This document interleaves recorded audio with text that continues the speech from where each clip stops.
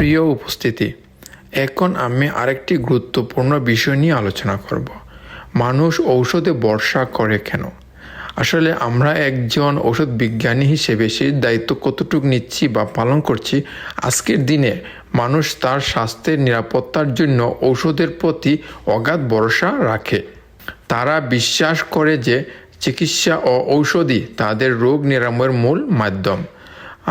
কিন্তু এই ভরসার সঙ্গে যে দায়িত্ব জড়িত তা আমরা ঔষধ প্রস্তুতকারী হিসেবে, বণ্টনকারী হিসেবে এবং ব্যবস্থাপনা সংক্রান্ত প্রতিটি স্তরে কতটা বাস্তবায়ন করছি তা ভাবার বিষয়।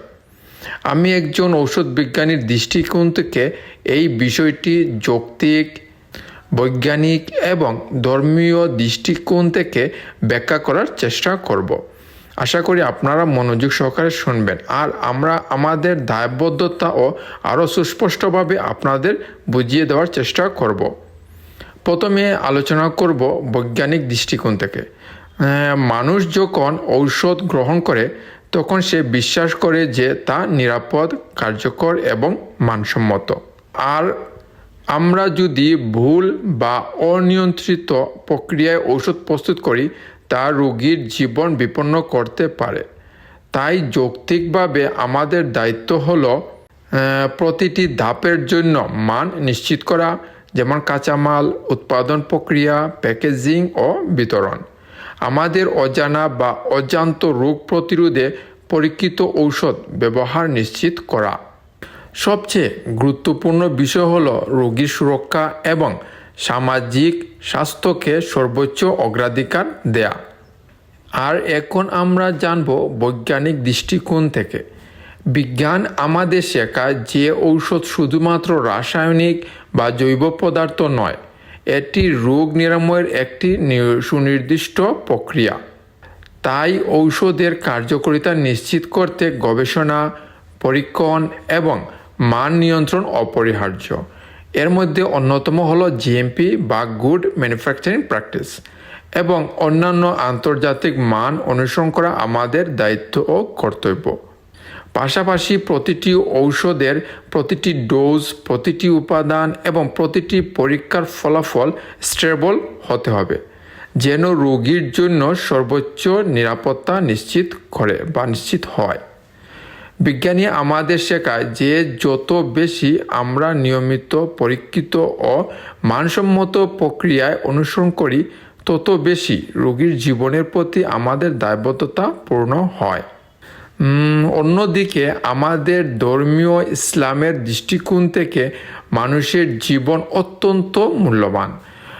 আল্লাহ তাআলা কুরআনে বলেছেন, প্রাণ রক্ষার চেষ্টা করো, কারণ জীবন কি জানেন? মহান। জীবন মহান।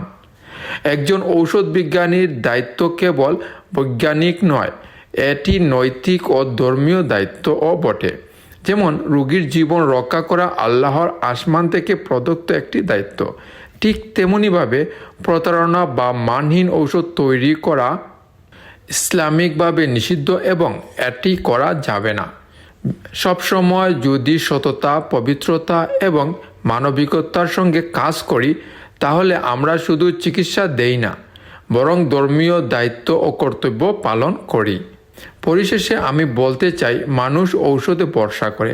সেই ভরসার সঙ্গে আমরা যে দায়িত্ব বহন করি তা কেবল পেশাগত নয়, তা নৈতিক, বৈজ্ঞানিক এবং ধর্মীয়ভাবে গুরুত্ব বহন করে। কারণ প্রতিটি ডোজ, প্রতিটি প্রক্রিয়া এবং প্রতিটি পদক্ষেপ আমাদের সততা ও দায়িত্ববোধের প্রতিফলন। আমরা যদি এই দায়িত্বকে যথাযথভাবে গ্রহণ করি তাহলে শুধু রোগী সুস্থ হবে না, সমাজও নিরাপদ থাকবে এবং আল্লাহর দৃষ্টিতে আমরা দায়িত্ববান হয়ে উঠব ইনশাআল্লাহ। সুতরাং মানুষ ঔষধে ভরসা করে আমরা সেই দায়িত্ব কতটা নিচ্ছি, এই প্রশ্নটি শুধু প্রতিফলনের নয়, এটি আমাদের প্রতিদিনের কাজের প্রতিশ্রুতিও বটে। আশা করি একজন ঔষধ বিজ্ঞানী হিসেবে পৃথিবীতে মানুষের আল্লাহ তাআলার পর একমাত্র ভরসার স্থল হলো ঔষধ। আর এই ঔষধের ক্ষেত্রে আমরা আমাদের দায়িত্ব বা কর্তব্য কতটুকু পালন করতে পারছি বা করছি আপনারা বুঝতে পারছেন। আমরা যদি আমাদের দায়িত্ব সঠিকভাবে পালন করি আর রোগী যদি সেই ওষুধটা সঠিকভাবে গ্রহণ করে, তাহলে আশা করি সব ধরনের রোগ অসুখ বিসুখ থেকে আমরা নিরাপদ থাকতে পারবো ইনশাআল্লাহ।